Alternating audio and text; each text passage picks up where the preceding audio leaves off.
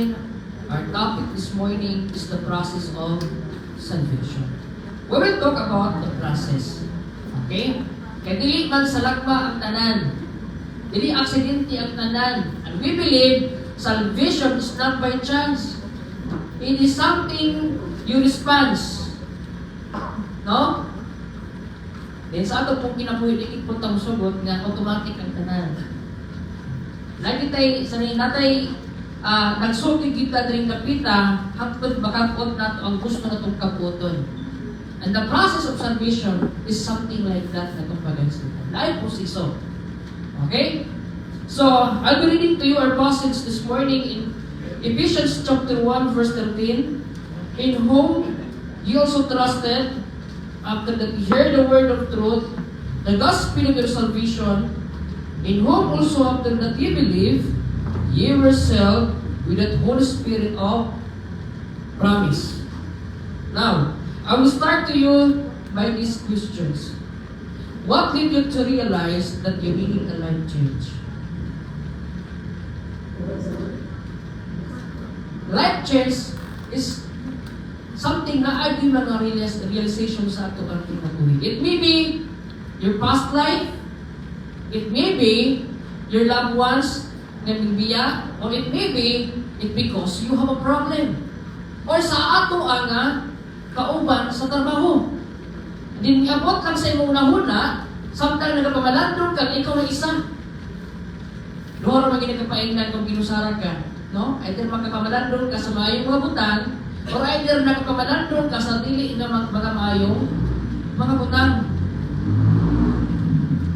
So, realization that you need a life change is something to do with Jesus. And we will talk about Jesus, nga maoy hinungdan na naghatag og kabakuhan sa inyong kinabuhi.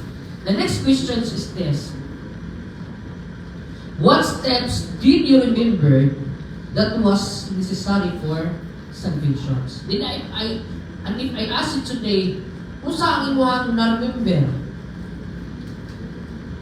No? Kung pasultiyon ka sa atubangan, maghatag pa kang testimony before us how God changed your life that day. Kaya nagsugod man niya ang tananong ang pagkabago sa imong kinabuhi tungod sa kaluwasan ng imong naangkon diha kang Ginoo Jesucristo. Sa dili magdugay, what are those process of salvation na atong pag-isgutan karon? Tulo ka mga process based on our text. Number one process, hearing the word of truth. No, pagkadungog sa pulong sa kamatuunan. Wala ang bersikulo ng ingon, in verse 13 once again, in whom ye also trusted, after that ye heard the word of truth. The word of truth in this passage, yun siya, it is the gospel of your salvation. Dili siya magbulag. Hear the word of truth, and that word of truth is the gospel of your salvation. We believe that there are lots of the word of truth. But when we talk about saving life or changing life, it must be based on the gospel of your salvation. Wala lain. Kundi mag-based na the gospel of your salvation. Kung atong nagtawon, the essential need before God, we talk about salvation, importante ginikaining paminaw. Bago lang na hismutan sa atong speaker last Sunday, no? Nga, kung atong kuhaon ang age, dili na gini mo madunggan ang word of truth. Because sometimes, there's a lot of hindrance. Maong dili ta makadungog because there's also a lot of voices nga pwede nimo nga pamalandungan. Kung ganahan yung tao sa ka-importante, kung sa ka-essential ang kining pagpaminaw. Because through listening, we accumulate a lot of learnings. We accumulate a lot of knowledge. At some point, learning and listening can be also a dangerous thing. Ang ininyo nga nung usahay man, mamunin pinaka-dangerous hindi ka itong pagpaminaw. Because what we heard is sometimes what we believe. not all you heard is truth. Sometimes, or maybe not sometimes, it's lies. Nausay ko din pagpamalando na ito. Kita muturo ba yan, no? Na hindi mao ang istorya. Hindi mao ang nahitabo. Na mahilig ba yan usay ang mga tao na masaning? Dili kompleto ang natunggan ba rin? Paspas po kayo mo masaning? Morelli. Nani na mao ang katong original na panghitabo. Murag usahay din Jews kaining pagpaminaw. Kay grabe kay critical kayo dapat ang atong ibuon ang desisyon kung sa atong natunggan. Nagiganahan po ka mo sa rin, tabok, no? Nawala pa na ito nabuha kung sa gipang tinuod. Sumara sa usahin din Jews kayo siya kung sa atong natunggan. Kay nature na ito usahin, ganahan po mo forward. Ganahan po mo mapaabot, no? So, kay tungod excited ta. Ayaw pa excited ta, it's because of the word of God. Dili ko tayo may excited tungod kay mahimo na noon nga gossiping ang nature niya. No? So, the good news here, ang atong ipamalandungan is the word of truth. Wala ta nagapaminaw ang atong ipaabot sa uban, katong dili siya pulong sa kamatuoran. Kay magkadaon siya sa ato ang kinabuhi. No? Again, at some point, listening is the most dangerous thing of all. Listening means knowing, finding about something, and knowing what's going on. Dapat ato yung pamanungan sa ato ang natunggan. Kung hindi ka na natunggan, ikaayo sa ato ang kalag. So, ang magkanagan, how do you listen? Do you listen with your own projections? Through your ambitions, through your desires, through your anxieties? Through hearing this is something you don't hear katong pinaka-tinuod. When you hear this projection, your own desire, your own satisfactory ambition and desire, ang mahitabo, you don't listen the voice from them. You are listening your own voices. Usay igana ang tao. Ganahan lang ta maminaw sa mga butang na gusto nato. Ganahan ta maminaw katong makapalipon lang nato. Ganahan ta maminaw nga kanang makasatisfy tungod imo na ang atong needs. Pero sa panahon gali nga sultian ka, especially when it is about discipline and correction, dili ta ganahan. Usay mo ni hindran sa ato ang pagtubo. Ano? Mamili lang ta kung say ato ang gustong tunggan. No? Then, bumun ra ba kayo sa family, no? Bumun kayo sa family. Okay, bro, nature na din siya. Pagpugtas na lang si papa si mama, ginadlong sa mga anak. No? Kapag mo ng pugtas. No? Ang wala, mahugat na lang. Magsingil nagbalik-balik, at uy, si Mana, hindi magbalik-balik ang pagbandlong ni Mama Hon, balik lang, pula na lang si anak. Ikaw nga. Ibon ko sa'yo, anang dagan nato sa kinabuhi, no? Anang kurang tulog kay, na-use wala nato, pag-media na ito, murang bulan din bilis sa atong usahay. But God will never stop. Di man mahimo nga gamiton ka, diha sa sulod sa imong panimalay, sometimes God will use an instrument through His friends, through workmates. Ilang gisulti, samar po din sa imong gisulti. Usahay makapabalandong ta, usahay buglahin ra ba? Buglahin na. Pero mo usahay taon na usap pa ta maka-realize kung buglahin na. Usahay nga lang may kampo. Okay, so panikamutan na to na we will not only listen to our own projection, our own desire, our own ambitions, fear, and anxieties. We will listen what was intended for us to listen. Okay?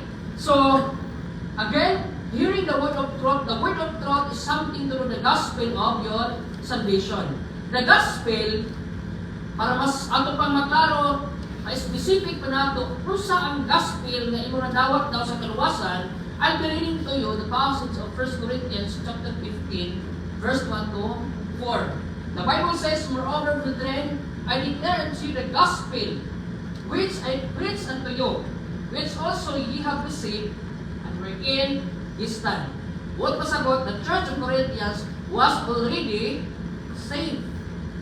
What I preach, what I received, then I pass on to you. In verse 3 nun siya,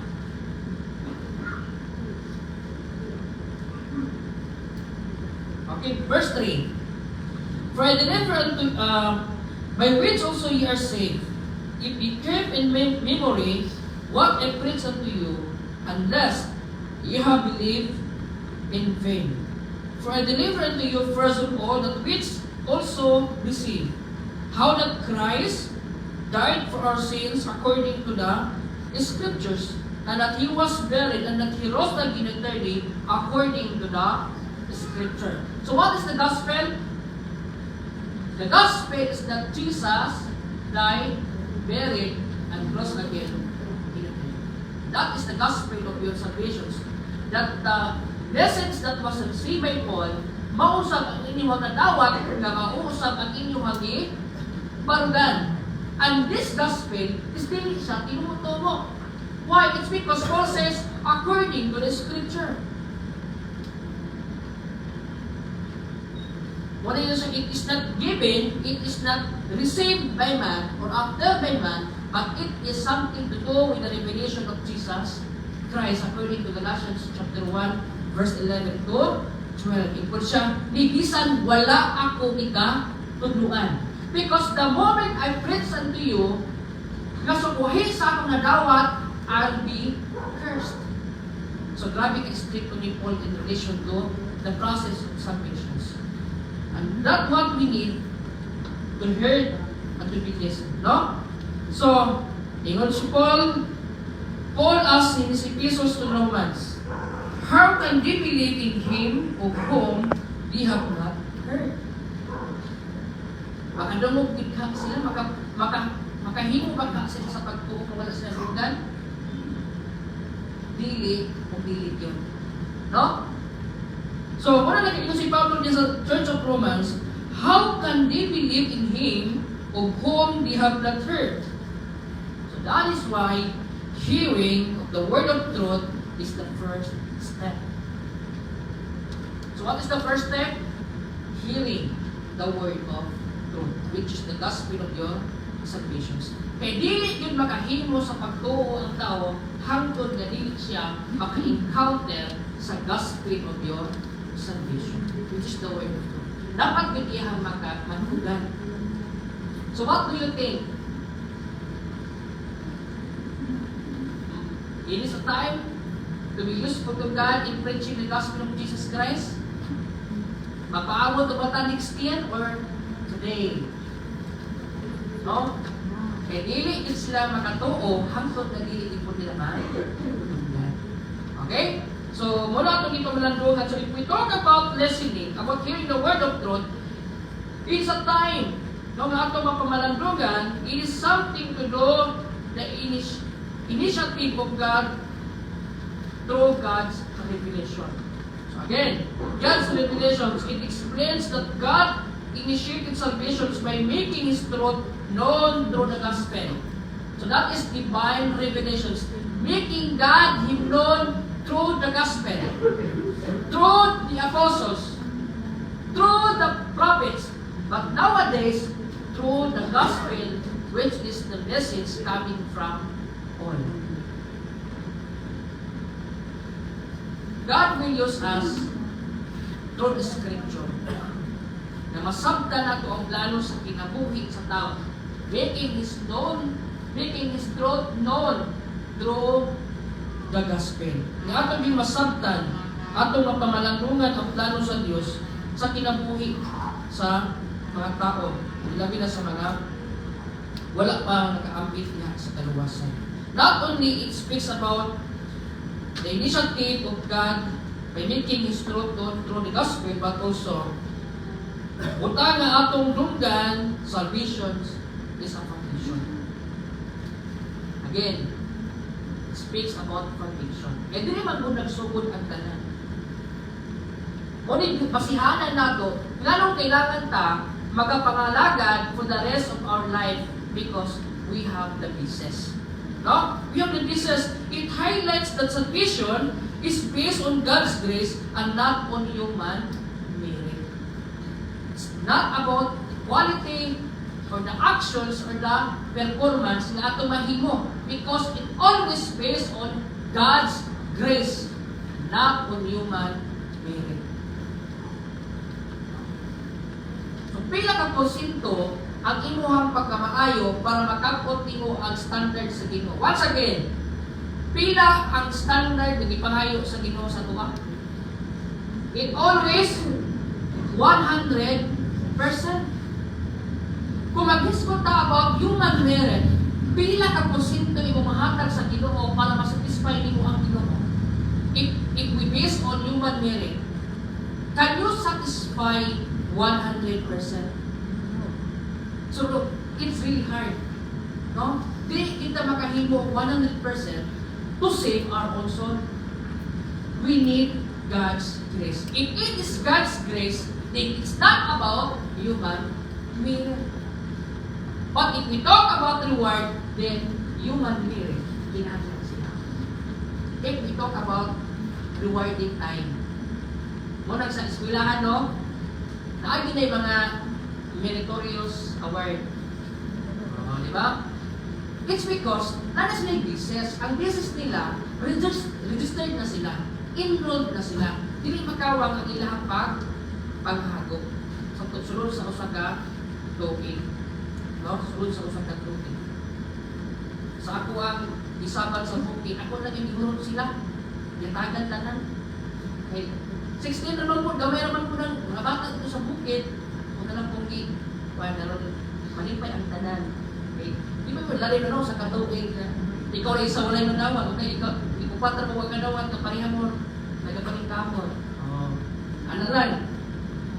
Okay, so, again, so, kung siya ito ang basihanan, if we talk about that, in Ephesians chapter 2, verse 8 to 9, for by grace are you saved through faith, and that not of yourselves, it is the gift of God, not of works, lest any man should boast. That is why it is not about human merit, but it's about God's grace.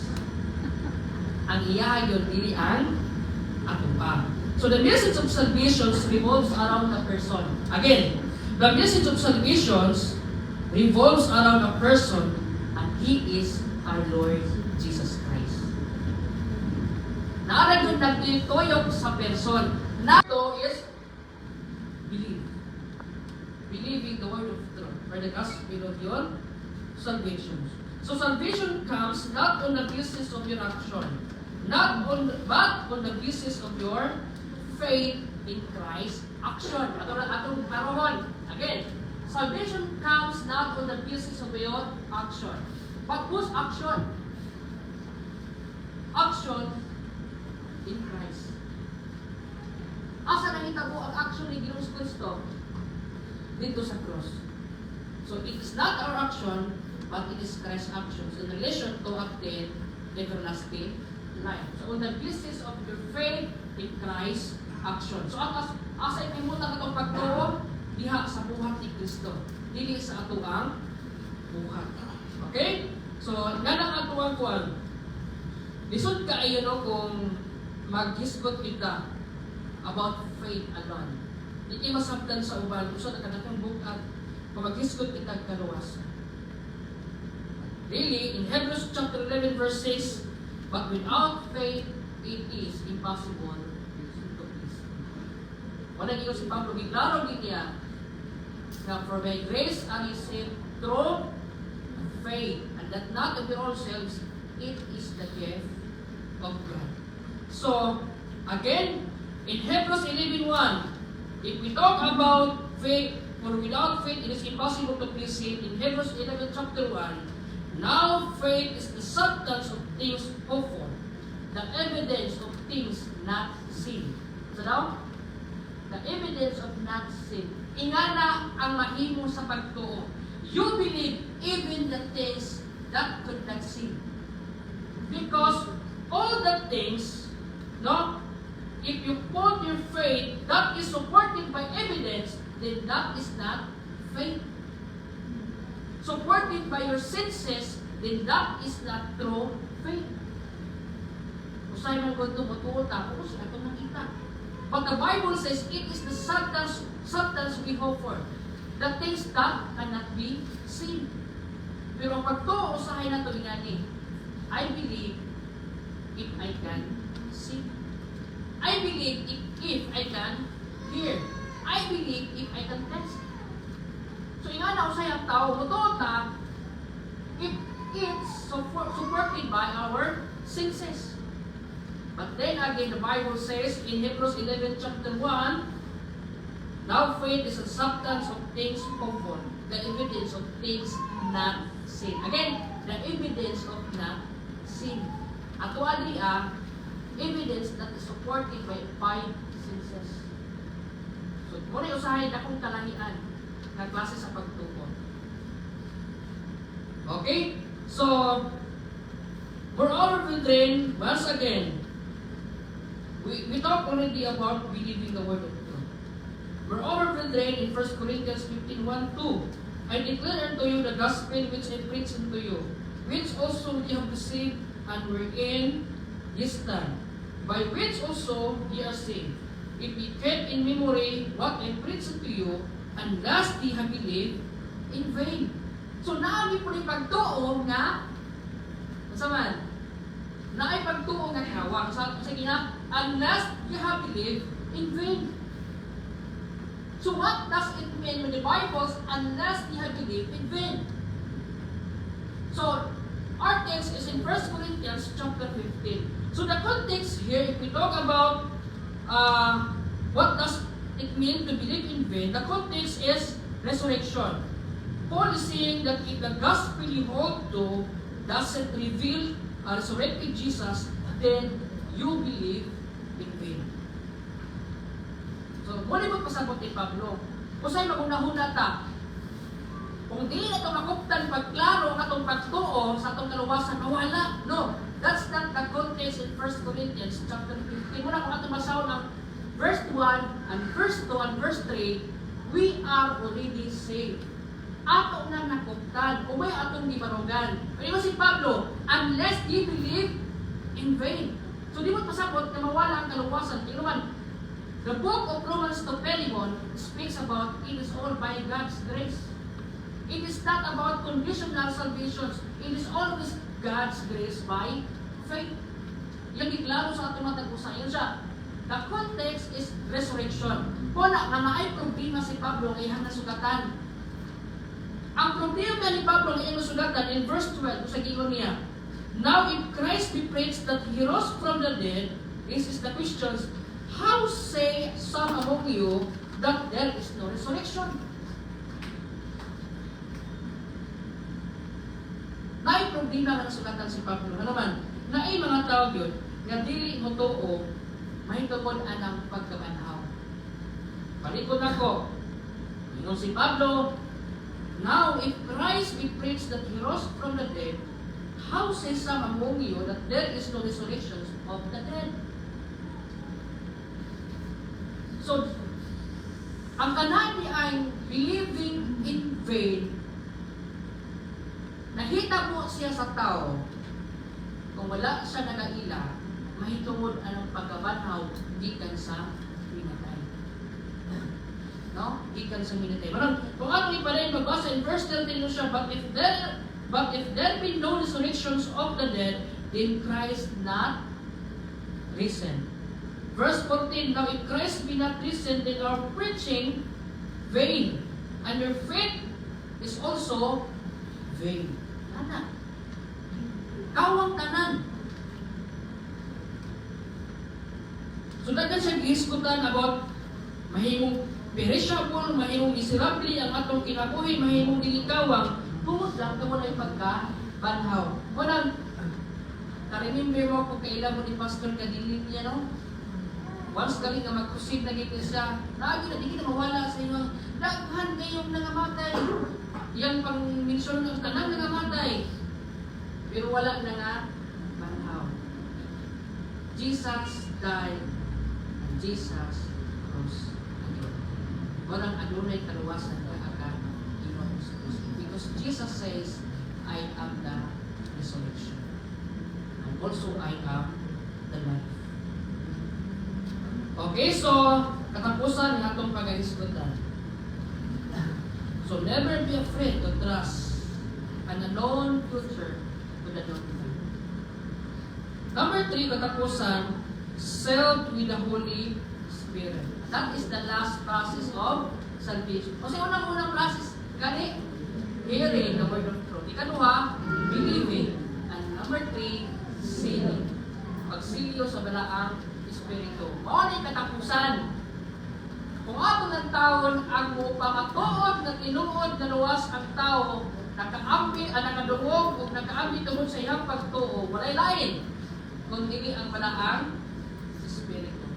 Wala gilain mo pamatuod kundi ang balaang Espiritu na. It's because the Holy Spirit will seal you sa tuwang kinabuhi. Siya ang pamatuod na tinuod itang luwas.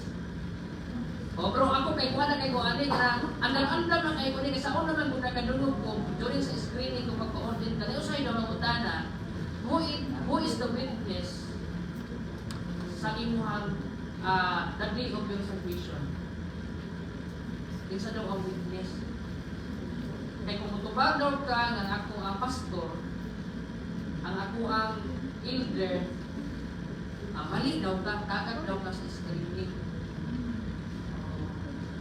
Pero kung mutubag ka nga, kinsa ang witness sa panahon sa adlaw nga ikaminawat sa kaluwasan, ang Holy Spirit tumpak kang imo answer. Pero wala man po nagipangutan ko ana, nag-abang unta ko sa napangutan ko kay aron makatubag din ko. Pero makatubag ko ng scripting.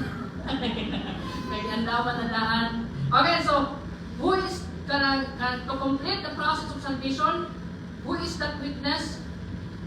The Holy Spirit. Because the ministry of the Holy Spirit, siya ang mo silyo. So it speaks about the assurance of salvation. Okay, I'm reading once again Ephesians chapter 1 verse 13.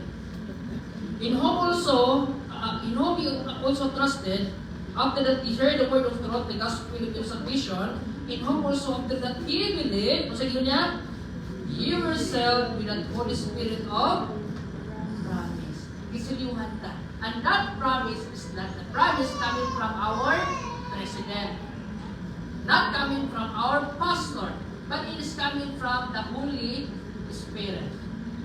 O na, kung mag-isgot about human merit sa ato ang rewarding pohon, no? Sa ato rewarding pohon, kung medyo wag kita nagapamuhat, no? Wag kita nagapamuhat sa mulaton sa Ginoo. Klaro na to, dili na mawala ang inuhang kaluwas. Because you are sealed with the Holy Spirit. But then again, mag-matter siya sa reward. Kasi gamay lang kong reward, nag-reward, magiging so, makahanap na ko rin reward, pastor, importante, langit. Bahalag CR, importante, langit. No? Bahalag sa kitchen lang ko ipunta, importante ka ng kitchen, part na sa langit. Ay nga na kita mga sanin, mga pasigaw ba? No?